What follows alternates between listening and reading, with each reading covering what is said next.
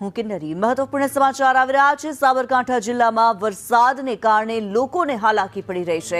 ખેડબ્રહ્મામાં ભારે વરસાદને લઈ 15 લોકો ફસાયા। સંદેશ ન્યૂઝની ટીમ આ રેસ્ક્યુ ઓપરેશનમાં જોડાઈ હતી। દેરોલ અને કોરોલ ગામ નજીક 15 લોકો ફસાયેલા હોવાનું સામે આવ્યું। બચાવ કામગીરી માટે એનડીઆરએફની ટીમ રવાના થઈ। નદીની આસપાસના વિસ્તારમાં ન જવા તંત્ર દ્વારા સૂચના આપવામાં આવી છે। હિતેશ રાવલ અમારી સાથે જોડાયેલા છે। હિતેશ, લોકો ફસાયેલા છે અને ભારે વરસાદને કારણે હાલાકીનો પાર નથી, શું માહિતી? જી કિન્નરી, સમગ્ર સાબરકાંઠામાં અવિરત 24 કલાકથી વરસાદ હોવાના કારણે હરનાવનો જળસ્તર ધીમે ધીમે વધી રહ્યો છે।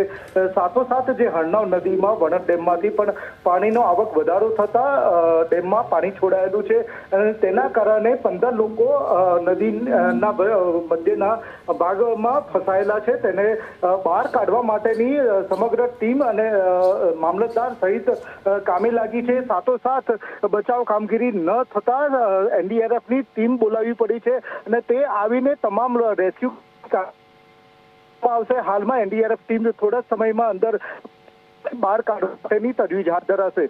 જી કિન્નર। જી, ધન્યવાદ હિતેશ આ માહિતી માટે।